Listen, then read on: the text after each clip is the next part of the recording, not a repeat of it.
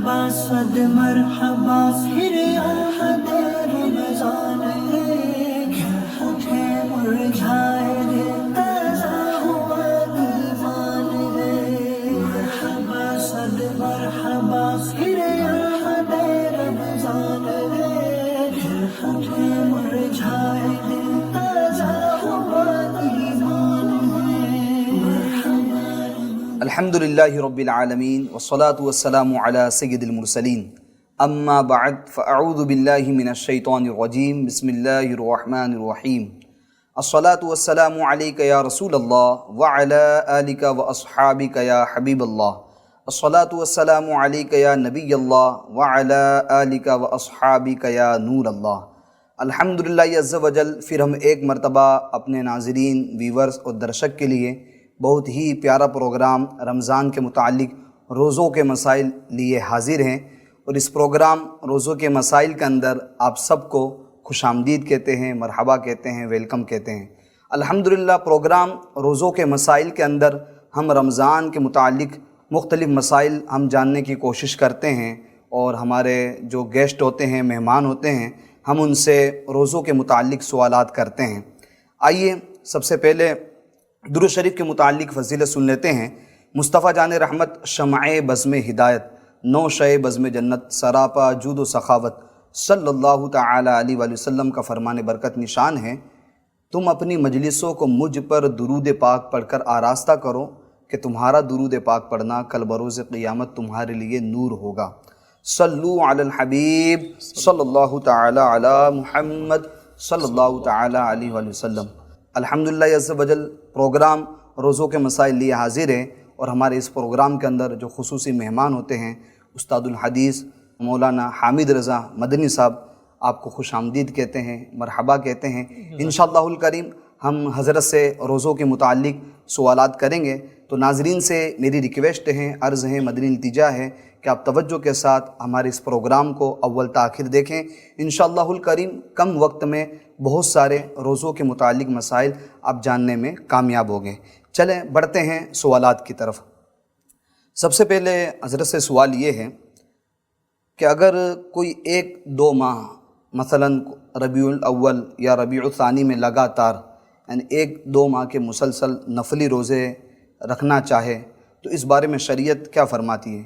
اور ایک شخص کے بقول کسی حدیث میں لگاتار روزے رکھنے سے منع کیا گیا ہے، تو اس بارے میں بھی شریعت ہماری کیا رہنمائی فرماتی ہے؟ ارشاد فرمائیں۔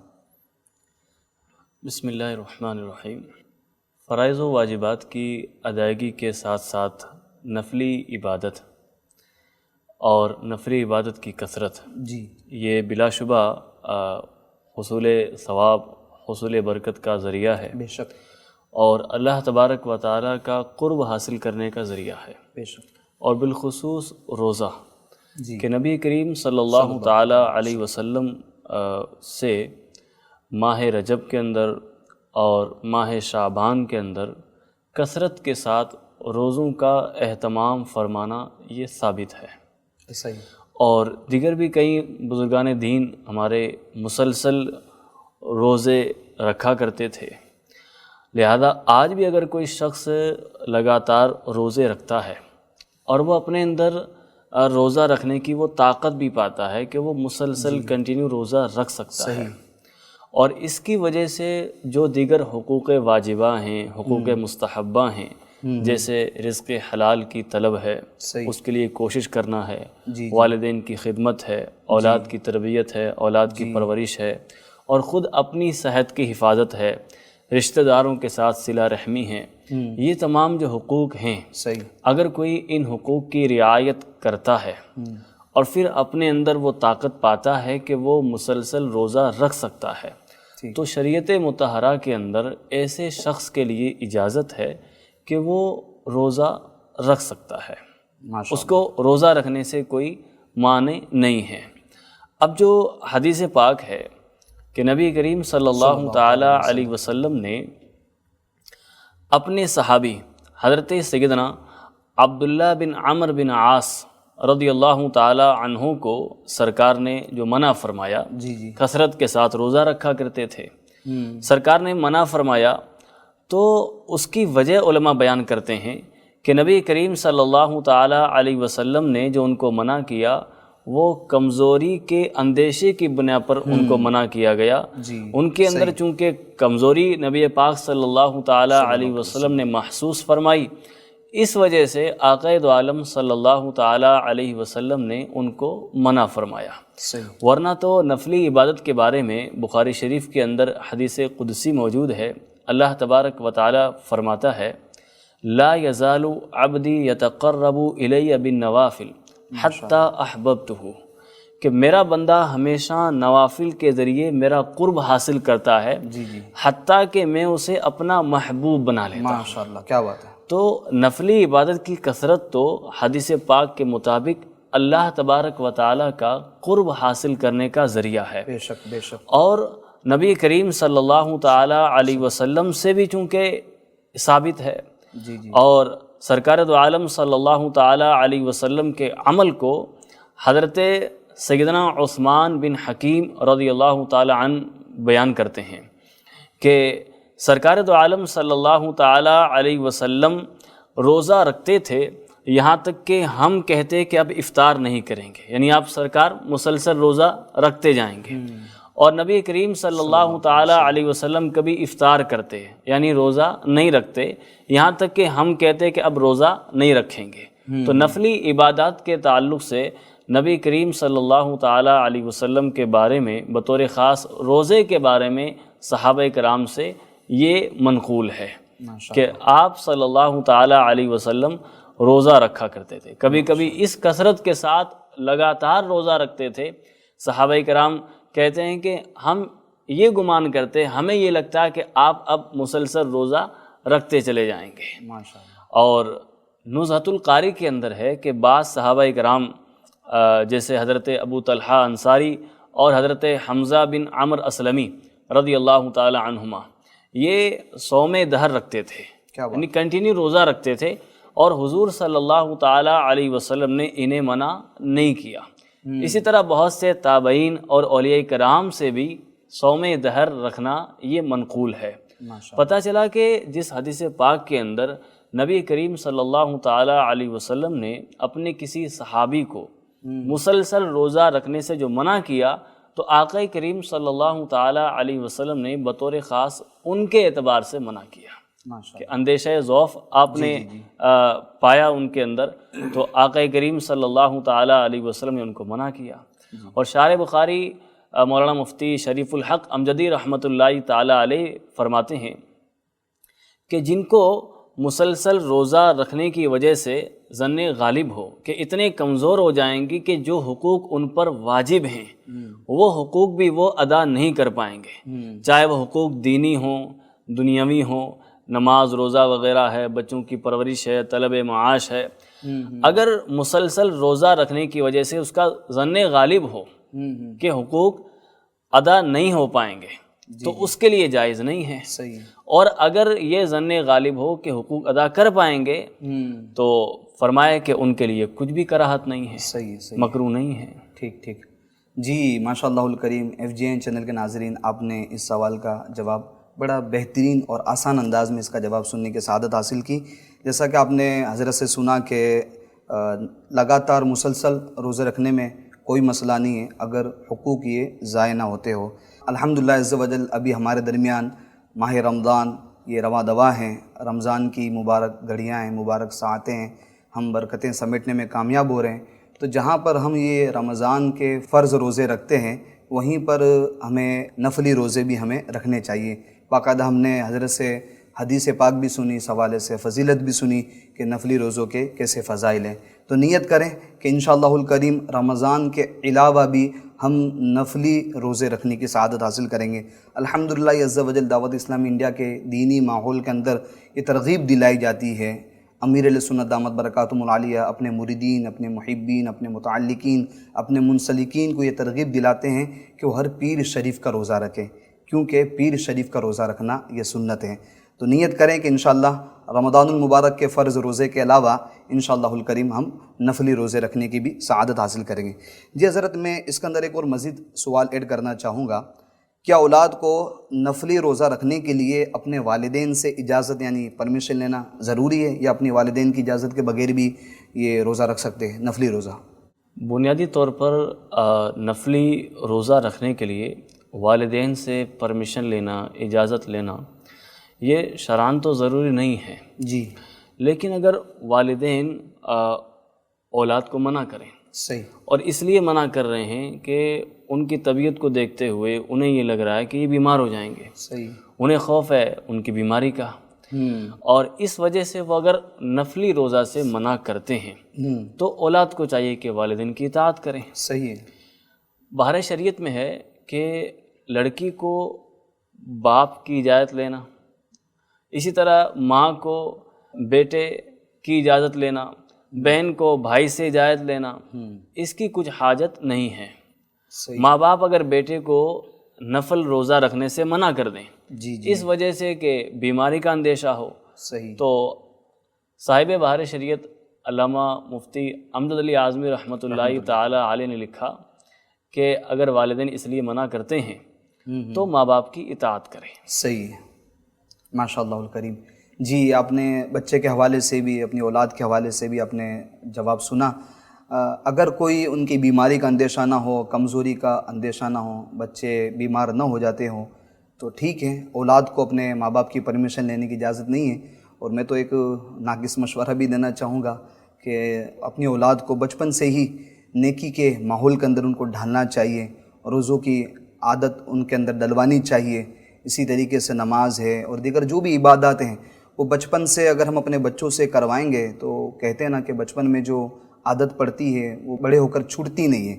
اب اگر اچھی عادت ہم بچوں کے اندر ڈلوائیں گے تو انشاءاللہ یہ عادت آگے جا کر فائدہ بھی دے گی بچوں کے اندر، اور اگر بری عادت ہم ڈلوائیں گے بچے کے اندر تو ظاہر سی بات ہے پھر وہ عادت جلدی چھوٹے گی نہیں۔ تو ہم بچوں کو بھی نیک ماحول سے وابستہ رکھیں اور ان کو بھی بچپن میں ہی نیکیوں کی طرف لاتے رہیں۔ جی، مزید ہم سوالات کی طرف چلتے ہیں۔ اب سوال یہ ہے حضرت آپ سے کہ عام طور پر دیکھا جاتا ہے رمضان المبارک کے اندر کہ ماشاء اللہ الکریم لوگ اپنی طرف سے افطاری کروا رہے ہوتے ہیں، اور افطاری کا جو سامان ہوتا ہے وہ بھی بھجوا رہے ہوتے ہیں۔ خاص طور پر کھجور بھجوانے کا بڑا اہتمام ہوتا ہے، یعنی کہ بھئی میری کھجور سے لوگ روزہ افطار کریں۔ تو دیکھا جاتا ہے کہ گھروں کے اندر دوسروں کی طرف سے کھجوریں بھی آ رہی ہوتی ہیں۔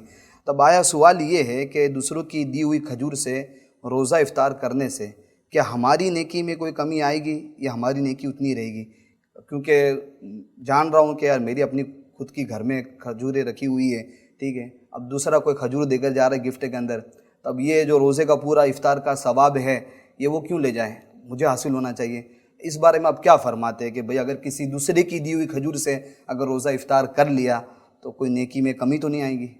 کسی کی کھجور سے افطار کر لینے سے اس کے اپنے ثواب کے اندر کوئی کمی نہیں آئے گی، بے شک، بلکہ افطار کرنے والے کو تو اپنے روزے کا پورا ثواب ملتا ہے۔ کیا بات ہے، اور افطار جو کروا رہا ہے، جو کھجور پیش کر رہا ہے افطار کے لیے، تو افطار کروانے والے کو بھی برابر ثواب ملتا ہے، سبحان اللہ، سبحان اور کسی کے ثواب کے اندر کوئی کمی نہیں ہے۔ کمی نہیں ہے، کیا بات ہے، یہ اللہ تبارک و تعالیٰ کا بڑا فضل و احسان بے شک، ہے۔ بے شک، اور اس کے علاوہ افطار کروانے والے کو 2 اور انعامات اللہ تبارک و تعالیٰ کی طرف سے ملتے ہیں۔ ماشاء اللہ، وہ 2 انعام یہ ہیں کہ ایک تو اس کے گناہ بخش دیے جاتے ہیں، کیا بات ہے، اور دوسرا یہ کہ اسے جہنم سے آزادی بھی ملتی ہے۔ سبحان اللہ، سبحان اللہ، حدیث پاک میں ہے، حضرت سلیمان رضی اللہ تعالی عنہ سے مروی ہے کہ نبی کریم صلی اللہ تعالی علیہ وسلم نے فرمایا، ماہ رمضان میں جس نے کسی روزہ دار کو روزہ افطار کرایا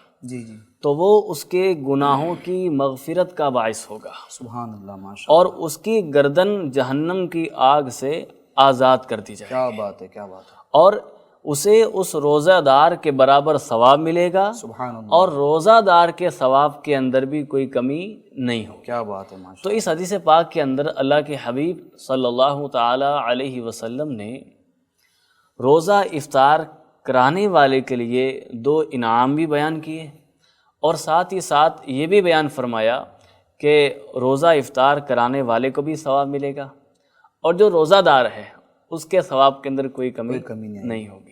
ماشاء اللہ۔ جی محترم FGN چینل کے ناظرین، تو آپ ٹینشن نہ کریں، بے فکر رہیں، آپ کو بھی ثواب ملے گا اور جس کی کھجور آپ کھا رہے ہیں اس کو بھی ثواب ملے گا۔ اور اس سے پتہ چلا، جیسا کہ ہمارے حضرت نے روایت بھی سنائی، کہ دوسروں کو روزہ افطار کروانے سے ثواب بھی حاصل ہوتا ہے، یعنی جہنم سے آزادی لکھ دی جاتی ہے۔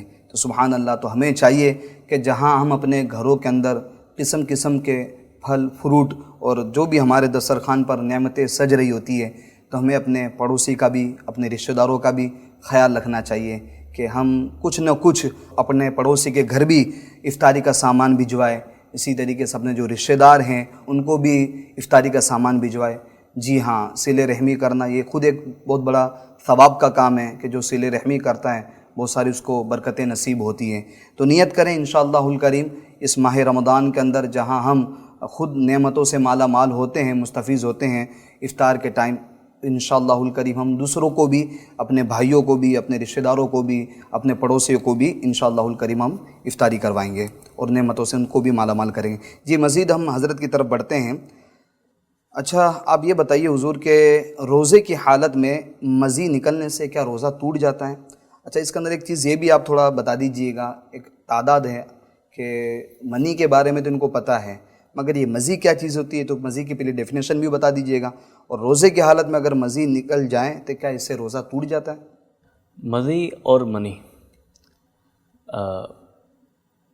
فرق یہ ہے کہ منی جو ہے جی شہوت کے ساتھ یہ اپنی جگہ سے جدا ہوتی ہے اور اس کے نکلنے سے غسل فرض ہو جاتا ہے، ٹھیک، جبکہ مزی اس پانی کو کہتے ہیں جو کبھی اس وقت نکلتا ہے جب وہ کسی خیال کے اندر ہو، کوئی ایسا خیال اپنے ذہن میں لائے جو نہیں لانا چاہیے، صحیح، تو بعض اوقات ایک قطرہ دو قطرہ نکل جاتا ہے تو اس کو مزی کہا جاتا ہے، صحیح، اس سے غسل فرض نہیں ہوتا، صحیح، چونکہ غسل اس سے فرض ہوتا ہے اس پانی کے نکلنے سے جو اپنی جگہ سے شہوت کے ساتھ جدا ہو۔ صحیح۔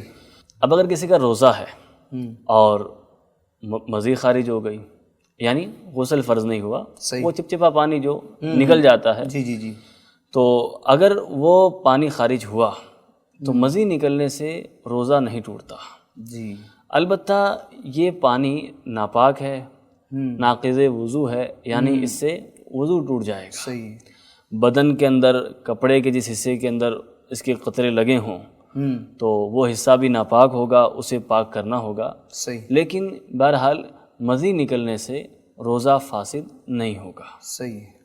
جی FGN چینل کے ناظرین، آپ نے سنا کہ مزی نکلنے سے نہ تو غسل واجب ہوتا ہے، ہاں وضو ٹوٹ جاتا ہے، اور جس جگہ پر وہ اگر لگا ہے تو اس کو پاک کرنا ضروری ہے۔ ہاں جیسا کہ آپ نے سنا کہ مزی کے نکلنے سے روزہ نہیں ٹوٹتا۔ جی اب آگے بڑھتے ہیں سوال کی طرف۔ سوال آپ سے حضور یہ ہے کہ اگر روزہ دار کے پیٹ میں درد کی وجہ سے صبح 10 بجے سے پہلے دوا پی لی تو کیا اس کا روزہ ٹوٹ جائے گا؟ ہمارے یہاں یہ بات مشہور ہے عوام کے اندر کہ صبح 10 بجے سے پہلے دوا پی لینے سے وہ روزہ توڑنے والا نہیں کہلائے گا، تو اس بارے میں شریعت ہماری کیا رہنمائی کرتی ہے؟ اولاً تو یہ یاد رہے کہ روزے سے مراد مسلمان کا عبادت کی نیت سے، جو نیت کا وقت مقرر ہے اسی مقررہ وقت کے اندر نیت کرتے ہوئے صبح صادق سے لے کر غروب آفتاب تک اپنے آپ کو کھانے پینے اور جماع سے روکے رکھنے کا نام روزہ ہے۔ صحیح۔ لہذا اس مخصوص وقت کے اندر روزہ دار نے اگر کچھ کھا پی لیا روزہ ٹوٹ جائے گا، جبکہ اسے اپنا روزہ دار ہونا یاد ہے، اسے یاد ہے کہ میرا روزہ ہے، صحیح، اور یاد ہوتے ہوئے اس نے کھا لیا، کوئی چیز پی لی یا جماع کر لیا، تو ان تینوں صورتوں میں اس کا روزہ ٹوٹ جائے گا۔ بلکہ فقہائے کرام کی تصریحات کے مطابق اگر کسی شخص کو یہ گمان تھا کہ ابھی سحری کا وقت باقی ہے اور وہ کھاتا رہا پیتا رہا، بعد میں معلوم ہوا کہ وقت تو پہلے ہی ختم ہو چکا تھا، میں تو وقت ختم ہونے کے بعد بھی کھا رہا تھا، تو فرمایا کہ اس کا روزہ نہیں ہوا، اس کو قضا کرنا ضروری ہے، قضا لازم ہے۔ لہذا 10 بجے سے پہلے جو دوا پینے کی جو بات کی جا رہی ہے، اگر 10 بجے سے پہلے دوا پی تو بلا شبہ روزہ اس کا ٹوٹ جائے گا، صحیح. جب یہاں یہ کہا جا رہا ہے کہ روزہ شروع ہو چکا، سحری کا وقت ختم ہو چکا، اور اسے نہیں معلوم ہے کہ ختم ہو چکا ہے اور یہ کھا رہا ہے، تو اس کا روزہ نہیں ہوگا، کیونکہ اس نے سحری بند نہیں کی، اور جب روزہ شروع ہو گیا اس کے بعد اب کھا پی نہیں سکتے. صحیح ہے. صحیح. تو اب اگر کوئی سمجھے کہ 10 بجے تک کھا پی سکتے ہیں، 10 بجے سے پہلے پہلے دوا پی سکتے ہیں، تو ایسا نہیں ہے. اگر کوئی دوا پیے گا 10 بجے سے پہلے پہلے، روزہ اس کا ٹوٹ جائے گا. لیکن اگر واقعی میں کوئی سخت درد کی وجہ سے کسی صحیح عذر کی بنا پر اگر دوا پی کر روزہ توڑا ہو، جبکہ روزہ پورا کرنے کی کوئی صورت ہی نہ بنتی ہو، صحیح. صحیح. بہت مشکل ہو گیا ہو، تو اس صورت میں اس روزے کی قضا اس کے اوپر لازم ہوگی. جی جی بہتر. ورنہ اگر معمولی درد کی وجہ سے اس نے روزہ توڑ دیا اور دوا پی لی، اور کفارے کی جو شرائط پچھلے سلسلوں میں بیان کی گئی ہیں اور وہ شرائط بھی پائی گئیں، تو پھر اس کو قضا کے ساتھ ساتھ کفارہ بھی ادا کرنا ہوگا. صحیح. اور اور کفارے کے طور پر 2 مہینے کے لگاتار اس کو روزے رکھنا ہوں. صحیح. تو پتہ چلا کہ یہ سمجھ لینا کہ صبح 10 بجے سے پہلے پہلے دوا پی لینے سے روزہ نہیں ٹوٹتا، توڑنے والا نہیں کہلائے گا، تو یہ ایک غلط فہمی ہے اور شریعت سے اس کا کوئی تعلق نہیں ہے. صحیح. ہر مسلمان عاقل بالغ مرد و عورت پر حسب حال علم دین سیکھنا یہ فرض ہے. صحیح. اگر کوئی کوتاہی کرتا ہے تو یہ اس کے لیے جائز نہیں ہے. صحیح. بالکل. لہذا جس پر روزے فرض ہیں انہیں چاہیے کہ وہ روزے کے ضروری مسائل سیکھیں، اور ہم الحمدللہ ایف جین چینل کے ذریعے مسائل بیان کر رہے ہیں. ناظرین سے میری گزارش ہے کہ آپ ایف جین چینل دیکھیں، مسائل دینیہ سیکھیں. دعوت اسلامی کی بہت ساری کتابیں ہیں جو مسائل پر لکھی گئی ہیں، آپ ان کا مطالعہ کریں. صحیح. اور اپنے اندر علم کا اضافہ کریں. صحیح. اور اس طرح آپ اپنی عبادات کو بھی ضائع ہونے سے بچا سکیں گے. بے شک. جی محترم ایف جی این چینل کے ناظرین، جیسا کہ آپ نے اس سوال کا جواب سنا کہ ایسا کچھ بھی نہیں ہے کہ 10 بجے سے پہلے پہلے دوا پی سکتے ہیں. اصل میں بس یہی ہے کہ علم دین کی کمی، جیسا کہ حضرت فرما رہے ہیں، ہم علم دین سے بہت دور ہیں، معلومات دینیہ سے بڑے دور ہیں، اس وجہ سے ان سب غلط فہمیوں میں مبتلا ہو جاتے ہیں. اور ہمارا تو ایسا ہی معاملہ ہے کہ بس یہ ہے کہ ہمارے بوڑھے بڑیرے جو باتیں بتا کے چلے جاتے ہیں، ہم اس کو پتھر کی لکیر سمجھتے ہیں، اس کو شریعت کا مسئلہ سمجھتے ہیں. تو شریعت کا مسئلہ ہر دھاڑی ٹوپی پہننے والا نہیں بتا سکتا. ٹھیک ہے، یہ شریعت کے جو مسئلے پراپر طریقے سے ایک مفتی اہل سنت ہی بتا سکتا ہے، علماء اہل سنت ہی بتا سکتے ہیں. تو خود قرآن مجید ہمیں اس بات کی طرف ترغیب بھی دلاتا ہے، فَاسْأَلُوا أَهْلَ الذِّكْرِ إِن كُنتُمْ لَا تَعْلَمُونَ، پوچھو علم والوں سے اگر تم نہیں جانتے ہو. اگر ہمیں روزوں کے مسائل کا ہمیں علم نہیں ہے، غلط فہمیاں ہیں، یا ہم کسی چیز کو لے کر شک و شبہ میں رہتے ہیں، کنفیوز رہتے ہیں، تو کوئی بات نہیں، اس کا حل موجود ہے. قرآن نے دیا ہے کہ اہل علم کی بارگاہ میں حاضر ہوں اور اپنے مسائل کا حل جاننے کی کوشش کریں.